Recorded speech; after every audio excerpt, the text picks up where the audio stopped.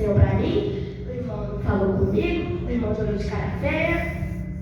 Me fala o que isso é. É falta do Espírito Santo na vida.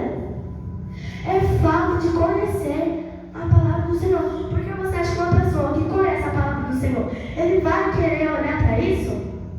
Porque muitas das vezes nós somos chamados de louco. Ai, todo dia você está nessa igreja, o que você vê dela? O que você vê? Eu, antes de eu estar aqui pregando, eu assim, até pensei assim, eu vou recusar porque eu tenho vergonha. Eu não gosto muito de estar falando, eu não sei o que falar, eu não sei, eu tenho vergonha. Aí eu estava orando ontem e falei assim para Deus, se eu tiver um chamado e se for para mim continuar pregando, pregar mesmo, você fala comigo. Na hora, Deus não falou comigo. Mas quando eu cheguei no culto de círculo de oração, foi na oração final, Deus usou uma irmã dessa igreja e falou para mim, é para você continuar pregando. Eu não mandei você parar. Eita Deus. E outra, ela também falou para mim que é para me ajudar minha mãe na obra de lá. Ela disse que não me levou à toa para lá.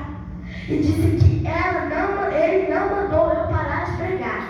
E que eu sei que eu tenho um chamado para pregar. E se eu não quiser, pelo amor, é pelo amor. E eu vou fazer o quê? Vou pelo amor. Qual ser humano que quer pela dor? Eu quero pelo amor. Irmãos, eu não conto isso para querer ficar me exaltando, não. Eu conto porque quando eu prego aqui, eu também estou pregando para mim. Eu não estou pregando somente para vocês, dando sermão só a vocês. Tudo que eu falo aqui, eu também estou pregando para mim. Catando para mim. Porque não adianta você ir lá nos Gideões, pregar e ser aquele uma coisa abençoada. 2 milhões de pessoas se arrepender, 2.000 pessoas, 100 pessoas se converter. Aí chega em casa e é totalmente ao contrário. Irmãos, a gente não deve ser cristão só na igreja. Deus quer que a gente seja cristão em todos os lugares. Porque se fosse para parar para ver o quanto de pessoas tem feito isso. E às vezes eu me pego falando assim, porque às vezes eu vou olhar o Instagram com a minha mãe, que minha mãe às vezes vê um vídeo lá de pregação, aí eu vou ver. Aí passa uma irmã com a roupa toda do mundo. Aí eu falo, minha mãe às vezes conhece a irmã, eu não conheço. Aí eu falo, mãe, você é do mundo? Ela não que nada. É da igreja? É da igreja, na verdade. Aí eu fico, meu Deus. Aí minha mãe estava me falando de Deus.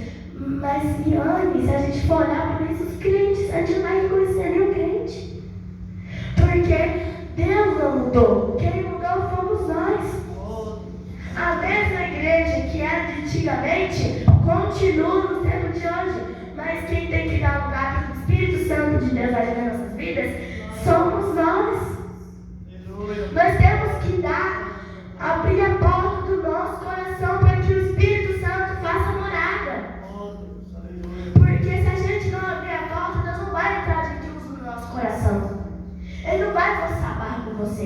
Ele não vai ficar toda hora querendo abrir o seu coração. Não, irmão. Ele vai falando com você e basta você querer abrir o seu coração.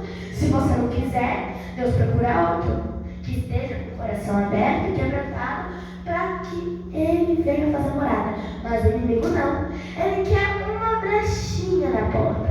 Ele quer uma brechinha sequer.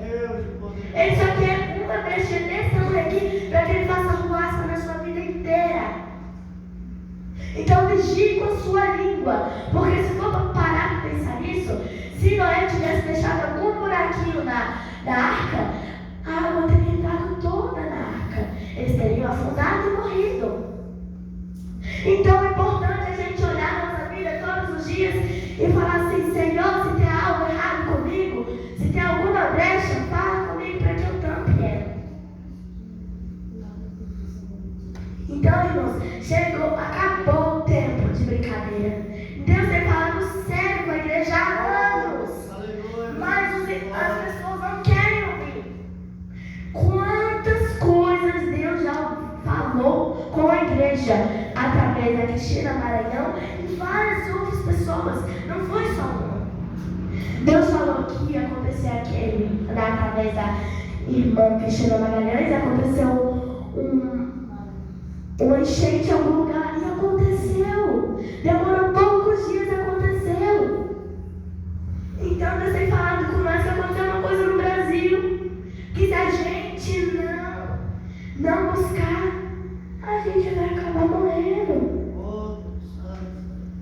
Então, irmãos, por favor, hoje você mesmo chegar na sua casa, faça um checklist na sua vida, veja tudo que você tem feito na sua vida, porque vai chegar diante daquele dia, diante daquele tribunal, e Deus vai falar assim: o que você trouxe para mim? E você vai apresentar ele o quê? De mãos vazias? Porque se você levar o evangelho a toda criatura, você tem que ter um preparamento nessa palavra aqui. Às vezes muito não dá importância a este livro aqui, mas ele é a água para quem tem sede. E ele é alimento. Ele é como se fosse um mapa para levar aqueles que querem para o céu. Se a gente não lê isso, tem gente que fala assim: eu não leio a Bíblia, mas eu sou cristão. Eu não leio a Bíblia, mas eu creio no Senhor. Eu vou morar no céu do mesmo jeito. Mas não. Porque se a gente não lê, o que adianta? Se a gente não lê, a gente não tem conhecimento nenhum. A primeira coisa que vem na nossa vida, a gente já desvia. Porque o tanto de mensagem que tem nessa palavra, nos aconselhando o que nós devemos fazer no nosso dia a dia como cristão. Então, irmãos, vamos vigiar. Vigiar e orar. Porque não adianta você só orar e não vigiar. Porque se você não vigiar, o inimigo entra. O inimigo faz arruaça se você não orar. Você não tem preparamento. O inimigo vai destruir a sua vida. Então, irmãos, por favor, chegue com essas preocupações. Porque às vezes você tem preocupação: no que eu vou calçar? No que eu vou vestir? No que eu vou comer daqui a um ano? O que eu vou fazer amanhã? Entrega tudo para Deus. Faz igual aqueles discípulos, quando eles estavam desesperados, ao ponto de não saber mais o que fazer, eles clamaram ao Senhor. E Deus fez o quê? E deu a solução. Ele falou: aquieta-te, acalma-te. E instantaneamente o mar acalmou. Então esse mar que tem no seu coração, entregue para Deus.